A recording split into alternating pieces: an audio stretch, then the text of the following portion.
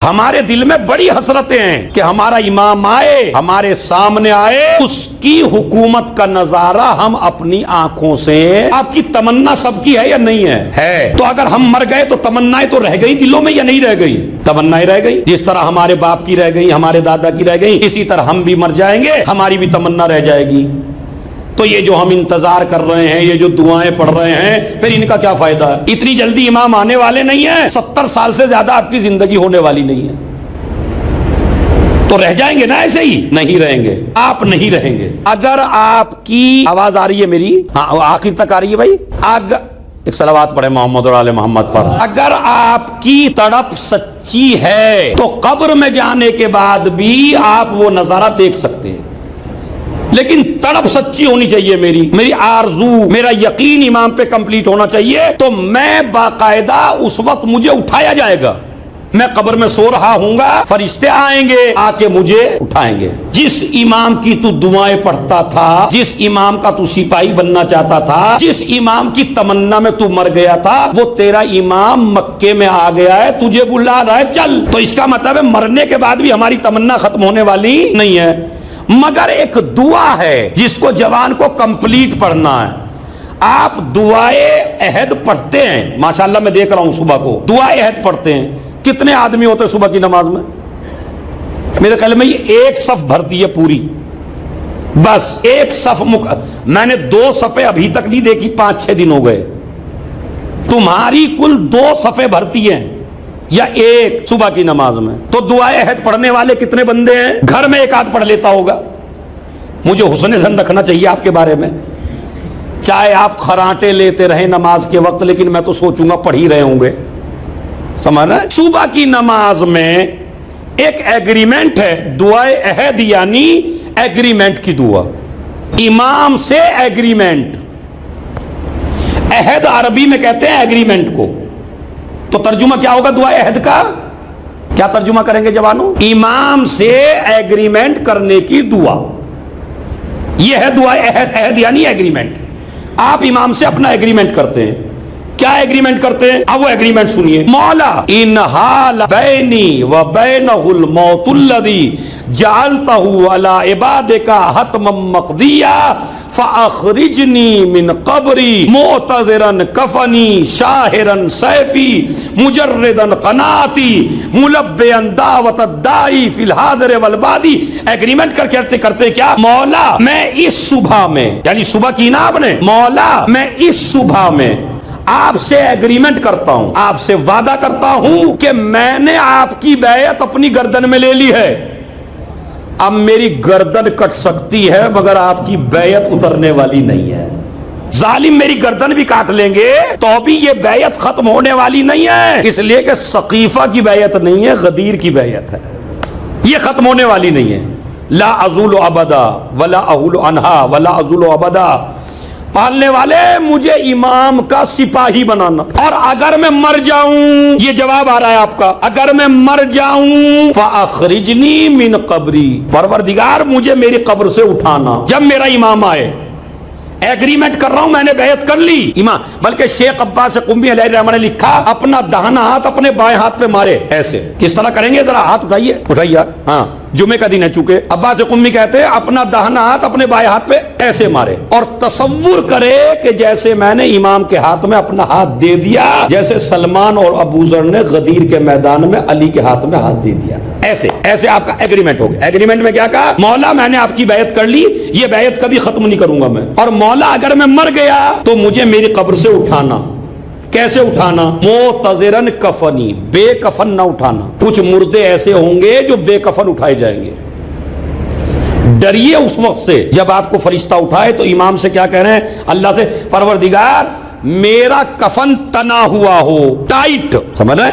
मेरा कफन जो हो मेरे बदन पे हो, खाली कफन ना हो, शाहिरन सैफी, मेरे एक हाथ में तलवार हो, मुजर्रिदन क़नाती, मेरे एक हाथ में नेजा हो। तो कफन मेरी ड्रेस हो, आर्मी की ड्रेस होती है ना, कफन मेरी ड्रेस, एक हाथ में तलवार, एक हाथ में नेजा, मुलब्बियन दावत दाई, मेरा इमाम मुझे आवाज दे रहा हो और मैं उसकी आवाज पे लब्बैक कहता हुआ जा रहा हूं। ये कौन सी दुआ में है तज़किरा? जोर से बोलिए।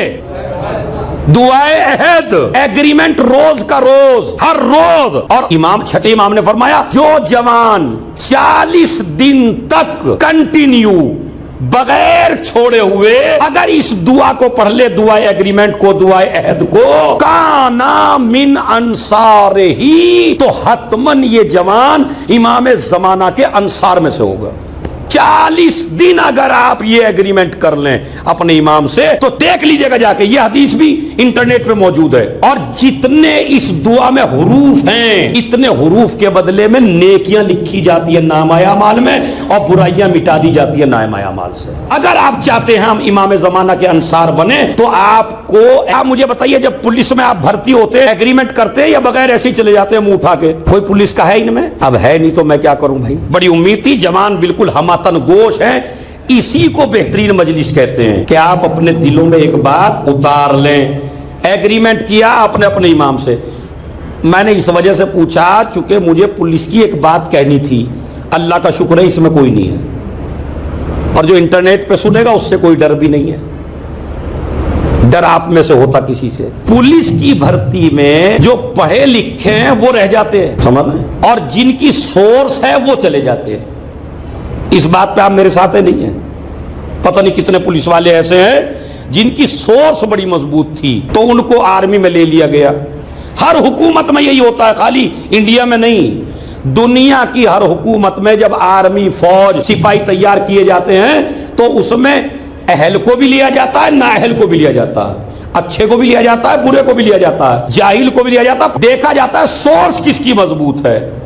दुनिया की हर हुकूमत बनाने के लिए अगर सोर्स आपके पास है, तो आप उसकी आर्मी में दाखिल हो सकते हैं, अलावा इमाम जमाना की फौज के कि उसमें किसी की सोर्स चलने वाली। आप पूरी कायनात की दौलत में भी इमाम की फौज में दाखिल नहीं हो सकते। और अगर किरदार सही हो तो सोर्स की जरूरत नहीं है, अगर अखलाक सही हो तो सोर्स की जरूरत नहीं है। इमाम की फौज में शामिल होने के लिए अपने को कैरेक्टर बनाना है। अब आप जवान मुझसे सवाल करेंगे कैसा कैरेक्टर, तो करबला का वाकया इसीलिए हर साल दोहराया जाता है। जो शरायत हुसैन की फौज में दाखिल होने के हैं, वही शरायत इमाम जमाना की फौज में दाखिल होने के हैं। तुम अपने को हबीब बना लो, तुम अपने को जुहैर बना लो, तुम अपने को हुर बना लो, तो इंशाअल्लाह आप इमाम जमाना की फौज में दाखिल हो जाएंगे। तो इमाम क्या फरमाते हैं, अगर आप चाहते हैं इमाम की फौज में होना, तो दुआए अहद पढ़ो, 40 दिन पढ़ो, तो इमाम के अंसार में शुमार हो जाओगे। और जब तुम मर जाओगे तो तुम्हें कब्र में रहने नहीं दिया जाएगा उस एग्रीमेंट की वजह से। तो कि आप एग्रीमेंट तोड़ सकते हैं, इमाम जमाना नहीं तोड़ सकते। जब इमाम जमाना ने तुमसे एग्रीमेंट कर लिया तो तुम्हें कब्र से उठवाएंगे। तो आप कौन सी एयरलाइन में जाएंगे, मतलब इराक वाली में जाएंगे या एमिरेट्स में जाएंगे, समझ रहे? कौन से जहाज में इमाम आपको बुलवाएंगे? कोई हिंदुस्तान के इस कोने में पड़ा, कोई पालीताना में पड़ा, कोई कोडिनार में पड़ा, कोई भावनगर में पड़ा, कोई दिल्ली में पड़ा, कोई पाकिस्तान में पड़ा, कोई अमेरिका में पड़ा। पहुंचना है सबको मक्के, समझ रहे? जहाज की जरूरत नहीं है। वो जो आपका कैरेक्टर होगा वो जिहाज का काम करेगा। वो जो आपका अच्छा अखलाक होगा वो जहाज का काम करेगा। कैसे? जिसके आमाल जितने अच्छे होंगे वो इतनी ही जल्दी मक्का पहुंचेगा। किसी को 5 मिनट लगेंगे, किसी को 3 मिनट लगेंगे, किसी को आधा घंटा लगेगा, किसी को 1 घंटा लगेगा। जो जितना बेहतरीन होगा इमाम की नजर में, इतना ही जल्दी पहुंचेगा इमाम के पास। इधर पैर रखेगा, इधर मक्के में, इधर कब्र से निकला, एक पैर रखा, दूसरे पैर, और कहते हैं जो जमीन सिमट जाएगी। 5वें इमाम फरमाते हैं जमीन सिमट जाएगी, ऐसे लिपट जाएगी जमीन, जल्दी से कदम पर। जमीन का कोई हिस्सा ऐसा नहीं होगा जो आपको हरियाली बगैर मिले। इसीलिए जनाब खिज्र को जिंदा रखा अल्लाह ने। जनाब खिज्र, खिज्र कहते हैं अरबी में हरे भरे को। जनाब खिज्र इमाम जमाना से पहले आएंगे, पूरी जमीन पे जहां भी कदम रख देंगे वो जमीन हरी भरी हो जाएगी, नजारा देखने वाला होगा। हरी भरी जमीन हो जाएगी और आप जल्दी से पहुंच जाएंगे। अब उसे क्या करोगे, सलाम करोगे या नहीं? हाँ जी, सलाम तो बनता है ना, सलाम करेंगे अपने इमाम को। बस मैंने बात को तमाम किया, कल भी इंशाल्लाह बयान करना। सलाम करेंगे इमाम को, क्या कह के? इसमें सब बड़ों को भी इजाजत है, वो बोल सकते हैं, नहीं ये भी नहीं। और कोई, क्या पता जवाब मजमे से आ जाए अच्छा सा। और कोई, इसका मतलब यह है कि अगर हम, अच्छा बताइए, जब हमें अभी नहीं पता कि कैसे सलाम करेंगे तो वहां करेंगे कैसे? इसका मतलब है हमें नॉलेज होनी चाहिए ना, इल्म होना चाहिए।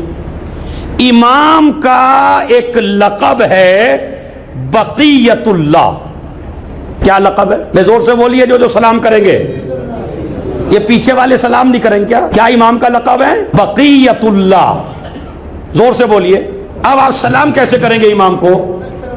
अस्सलामु अलैका या बक़ियतल्लाह फी अर्ज़े। सब मिल के करिए,